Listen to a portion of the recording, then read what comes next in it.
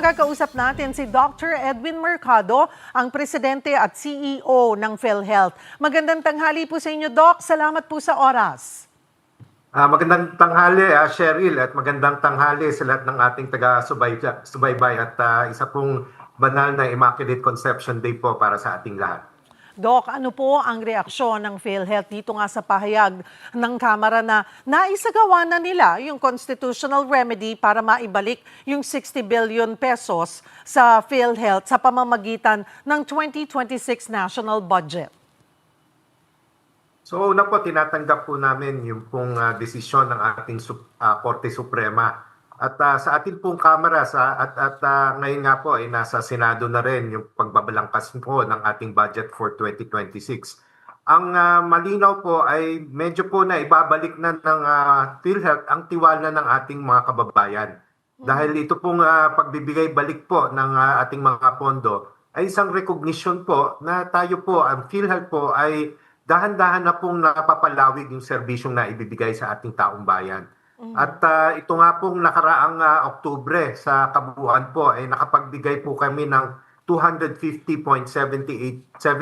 billion na benefit payment kumpara po doon sa 136.84 billion last year na katumbas po ng halos 83.23% na increase. So ito po yung tinatawag na meron na po tayong absorptive capacity para po unti-unting mapalawig po ang benepisyo ng ating mga kababayan. At kami po ay natutuwa at kami po ngayon ay tinatanggap yung paghamon po na palawigin at bantayan po ang lahat po ng pondong na iatas po sa atin dito sa PhilHealth. Dr. Mercado, binatikos ng Social Watch Philippines at ni Cardinal Pablo David yung pagbabalik ng pondo sa pamamagitan ng national budget dahil pera pa rin daw ng taong bayan ang gagamitin. Though sabi nyo nga po, you welcome, of course, as a good decision ng Korte Suprema at itong ginawa ng Kamara. But still, what's your take on that? Yung pinunto po nila? So ito pong mga usapin na labas po doon sa pagbabalik ng aming pondo ay inaano na po namin na yung legal process at yung mga constitutional body po ang magdesisyon dahil yun po ay we are assuming naman na the legal and constitutional means will be fair and will also be transparent. So we leave it to the proper authorities and other constitutional offices to determine and pursue accountability for the fund transfer decisions. Kasi po ayon po kay Cardinal David, hindi dapat simpleng backfill lamang yung gawin, kundi dapat hanapin at habulin yung mga individuals na umano'y nag-profit mula sa diversion ng pondo. Pabor ho ba kayo rito? May action ho bang pwedeng gawin or gagawin ang PhilHealth on this? Kalalabas lang po nung decision nung Friday, so medyo pinag-aaralan din po namin internally ang aming pong legal sector. Humihingi rin po kami ng opinion sa ating OGCC. Yun pong nag-oversee po ng mga legal issues po pertaining to GOCC companies. At syempre po kami po ay sasangguni din sa ating mga partner agency sa loob po ng ating national government. Lalong-lalo na po ang Department of Justice at saka ang Solicitor General. So ito po ay dapat tahakin po ng dapat po ay malinaw at base po sa mga legal provisions po ng ating batas at yun pong mga desisyong inilabas po ng Supreme Court. Dr. Mercado, kanina po doon sa mga datos, numero na ibinigay nyo, kung paano napalawig ng PhilHealth po ang mga benefits, kahit nawalan kayo ng 60 billion, nagawa pa rin mas palawakin, mas palakihin yung coverage, yung mako-cover ng PhilHealth members. Tama yan, Cheryl. Nung ako ay nahirang bilang presidente ng PhilHealth, ay tiningnan ko yung proseso kung paano pa natin mapadali ang pagbabayad, for one. Kaya yung datihang mga umaabot ng 45 to 60 days ay naibaba na natin ng 22 days at kami nga ay tumitingin pa na maibaba pa yun ng almost 7 days kung pwede nga araw-araw naming mabayaran yung aming pagkakautang sa mga providers. So isa yun sa naging sanhi ng paglobo o yung paglaki ng aming benefit payment kasi hinabol namin yung payables. Hinabol din namin yung mga na-deny na claims base lang dun sa parang lapse ng 60-day payment period. Tawag namin flexibility payment. So yon hinabol din namin. Bukod doon, ngayong taong ito ay full impact na yung 50% across the board increase ng ating all case rates. So yon malaki ang ating impact doon. Bukod pa sa pagpapalabas natin ng mga bagong Z package. Kasama na dyan yung mga congenital heart disease, yung post-kidney transplant coverage, at saka yung ating mga Z package related to cancer. At nilaunch namin yung YAKAP, yun yung primary care program natin. Na tingin namin in the long run, yan ang mas makakatugon doon talaga sa universality ng ating UHC. Kasi hindi nangangailangan kayo ay dapat magkasakit para magbenepisyo doon sa mga ambag ng ating mga miyembro sa PhilHealth. So kahit walang sakit, wellness, ay aalagaan na namin ang mga miyembro natin. So yun po ay nakuha natin dun sa ating mga reserve retained earnings o yung pong mga pondong nalikom ng mga nakaraang taon na sa aming pong tansya dapat pong talagang gamitin. Kaya naman po minabuti ng ating board na talaga pong palawigin at palakihin po itong ating mga benepisyong ibinibigay. At ngayon pong 2026, malaki pong tulong talaga yung additional 60 billion na binigay ng ating mababang kapulungan at ngayon nga po ay binabalangkas na ng ating Senado dahil ang projected po natin ngayon, year na darating, ay mayroon pa po tayong mga dagdag pong mga benepisyo sa cancer, gaya po ng cancer ng liver, ng lungs, tsaka ng ovarian cancer. At yun pong mga iba pong mga cancer packages na medyo matagal na po, mga 5 years na po nating binalangkas, ay re-reviewin po namin dahil po kailangan na rin pong i-adjust.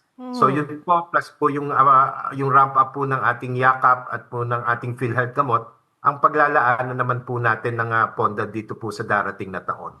So, yun nga po, kung nagawa ito noong tinanggal yung 60 billion, ngayon ibabalik. Hindi ko po maintindihan, I'm not sure kung ako lang hindi nakakaintindi. Kasi parang ang punto po is, yung 60 billion na sinasabi ng Kamara, idinagdag, pero ang sinasabi po ng Kamara ay ng Korte Suprema, ibalik. So, I don't see it na dinagdag nila or dinagdagan yung budget because in the first place, dapat nasa PhilHealth naman po talaga yon, di pa, Doc, na sana doon sa mga maraming nagawa nyo this year, it could have been more if you had the 60 billion. But then again, paano po makakaapekto yung pagbabalik ng 60 billion pesos sa overall financial standing ng PhilHealth? Mas malaki ang po bang maaasahan na coverage? Sabi nyo nga, tingin nyo mas babalik na yung tiwala ng taong bayan come 2026 lalo dahil maibabalik yung 60 billion na dapat nasa inyo naman po talaga. This time, mapapakinabangan na po ng members. Tama yan, Cheryl, kasi ang konsepto naman ng National Health Insurance, it's a single fund. So cash is, kung tawagin, cash is fungible. Pag nailagay mo na sa isang pot o isang basket, yan ay iisahan na lang na paghuhugutan. So nung nakaraan taon, bagamat hindi kami pinalad na mabigyan ng budget, yung ginamit naming pondo nakabawas dun sa ating mga naipon at sa ating reserve. So ngayon yung 60 billion kung papasok kasama nung initial na 53 billion na na-approve ng Kamara, ay parang nire-replenish din natin yung reserve fund. Kumbaga, yung buffer natin ay mapoprotektahan. Otherwise, kung kukunin pa ulit namin dito sa retained earnings, medyo palit yung ating mga buffer o mga perang pwedeng paghugutan natin sa mga pagkakataon na nagkaroon ng sakuna or doon pa sa mga karagdagan nating benepisyo na maaring develop namin na hindi namin na foresee or na project dito sa ating current budget. So parang once you put it in a single basket, it's all considered source of funding. So whether you got it before and you returned it, what we look at is the single basket or the single fund, which we now use to pay for all the utilizations of our members. May epekto po ba rin ito sa budget allocation para sa benefits tulad po ng konsulta package, Z-benefits at case rate payments? Ito pong pagbabalik doon sa 60 billion? Malaking tulong kasi nga nung initial naming projection na 53.5 lang yung billion yung na-approve ng NEP or ng National Expenditure Program, talagang huhugot kami dun sa mga nakatago natin na reserve fund at saka mga excess fund. Ngayon po sa tansya namin, sapat po dito po sa ating pagmamature ng ating konsulta ng YAKAP program. At kasama na rin po, meron na po kaming balangkas until this end of year na mga 4 o 5 additional Z-Ben na cancer na nabanggit ko kanina at iba pa pong mga case rates. So yun po ay mako-cover natin. At kasama na rin po yung una nating pilot dun po sa tinatawag naming DRG or Diagnosis Related Group. Kasi ang pagbabayad po natin at pagtutuos kung magkano po ang ating ibibigay or ibabayad sa mga serbisyong binibigay ng ating mga doktor, ng ating mga ospital, ngayon po ay i-compute namin na kasama po yung mga comorbidities or complications. Datihan po kasi ang binabayaran lang natin ay yung base po dun sa tinatawag na all case rates na base po dun sa primary diagnosis. Yung DRG po, i-consider na po yung mga iba pong mga komplikasyon at yun nga po ang tingin namin ang mas scientifico at saka mas strategic na paraan ng pagbabayad ng ating mga tungkulin sa mga serbisyong binigay ng ating mga providers instead of an across the board. Kasi ngayon po, mag-compute na siya base po doon sa komplikasyon ng ating mga sakit. Ano po ang dapat asahan ng mga PhilHealth members? May magiging pagbabago ba sa premium benefits o reimbursement processes? So yun nga po, hinihimok namin ang ating mga miyembro na magpayakap. Kayo po ay mag-enroll sa inyo pong yakap provider. Meron na po tayong around 4,000 providers all over the country. At dahil nga po napapabilis na namin yung bayad, medyo po nagtitiwala na rin sa amin ang mga providers. Marami na po rin mga private sector at saka mga local government units ang nagpapa-affiliate as yakap provider. Kasama po nitong yakap, apart from yung pong ating mga libreng konsultasyon, ay meron po kaming 57 gamot na kasama po dito. Meron pong credit line o parang e-wallet na tig to 20,000 per Filipino in need kada taon po. Kapag kayo po ay na-assess ng ating primary care doctor na nangangailangan, ay bibigyan po kayo ng reseta. At yun po ay pwede nating i-avail kahit saan po dito sa ating buong kapuluan, basta accredited po na pharmacy ng yakap. Dito naman po sa ating mga Z-package at saka mga dagdag na all case rates, tinitingnan po namin palawigin yung maternal care para kasama na po yung prenatal, postnatal.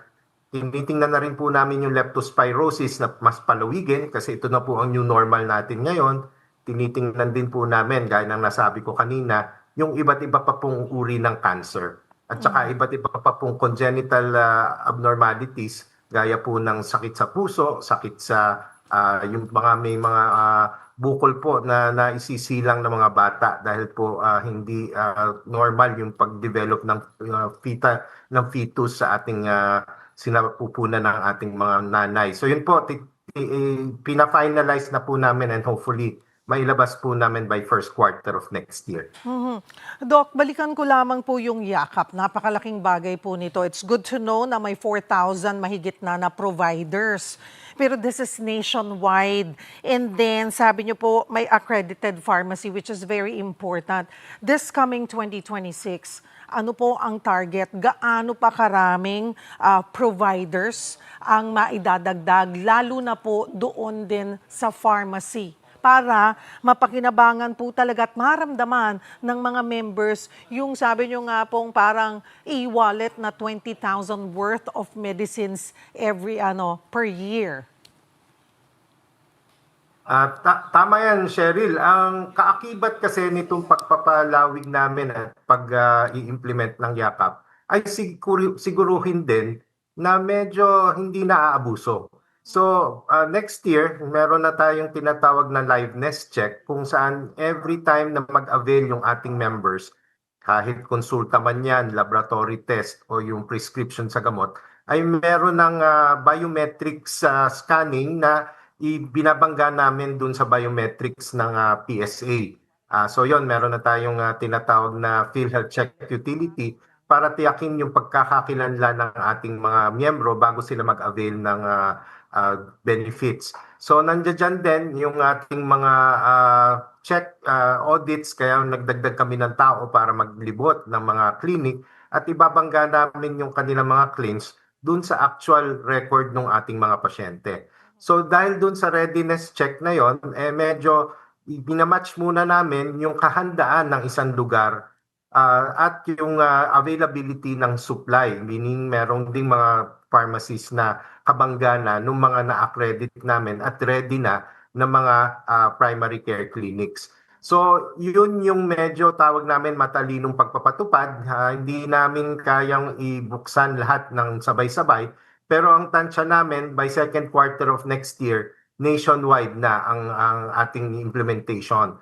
For this quarter, fine-tune muna namin yung sistema sa Manila, and hopefully by January, the next major urban centers like Cebu, Calabarzon, Region 3, Davao, and then the second tier cities like Iloilo and the likes, Baguio, will follow. So ang tansya namin by second quarter of next year, full implementation na tayo. Mas marami na po. Okay, klaruhin ko lamang kasi may mga nag-react nung sinabi nating parang e-wallet-like. Mga kapatid, hindi po. Kasi parang tinatanong na rin po dito sa studio na paano papasok yun? Mayroon bang parang e-wallet kami? No, akala yata nila may parang worth 20,000 tas mababawasan na mababawasan. Klaruhin lamang po natin ulit, Doc Mercado, yung proseso para mapakinabangan yung yakap program ng PhilHealth. Tama po yan, Ma'am Cheryl. Kailangan po muna na kayo po ay matingnan ng accredited doctor na sila po ay sumailalim sa mga training namin at saka po dun sa certification ng DOH para matiyak namin na handa po yung ating doktor. So yung po mga accredited doctor ay nagki-clinic po dun sa mga accredited yakap clinic. So ang prescription ho, hindi ho pwedeng nanggagaling kung kanino man, kundi dun lang po sa accredited doctor. Kasi sila po yung may access dun sa Gamot app na maipapasok po yung ating reseta. At pag ang reseta po ay naipasok, yun po ay may visibility po ang ating mga pharmacies at saka ito pong mga clinic kung magkano pa po yung naiiwang total or naiiwang amount doon sa ating e-wallet. Hopefully po within the year makagawa rin po kami ng app na meron na po talaga yung ating pasyente ng visibility ng e-wallet nila. Unfortunately, for now po, sa umpisa, yun lang pong pharmacy at saka po yung ating mga clinic ang magkakaroon po ng visibility doon sa ating e-wallet kung magkano po ang naiiwan. Pero every time naman po kayong resetahan, ay sasabihan naman po kayo ng ating mga pharmacies at saka ng ating mga clinic na ito pa, Dr. Mercado, ito pa naiiwang pondo sa iyong Gamot app. But yung po, hopefully, maigawa rin po namin ng app dito po sa ating mga miyembro. Meron din po tayong plano na yung mismong sa eGov app kung saan po meron kamang PhilHealth na page, ay nandun din po, makikita rin po yung benefit availment. So yun din po isang paraan din para rin may transparency tayo na kapag kayo po ay naabisuhan na kayo po ay gumamit, ma-report nyo rin po kung kayo po ay hindi naman pala nakagamit doon. Baka may ibang gumagamit ng inyong account. At kami po ay bukas na tugunan ang inyong pong mga report doon po sa aming Corporate Action Center na bukas po 24/7. Marami pong salamat sa inyong oras, PhilHealth President and CEO, Dr. Edwin Mercado.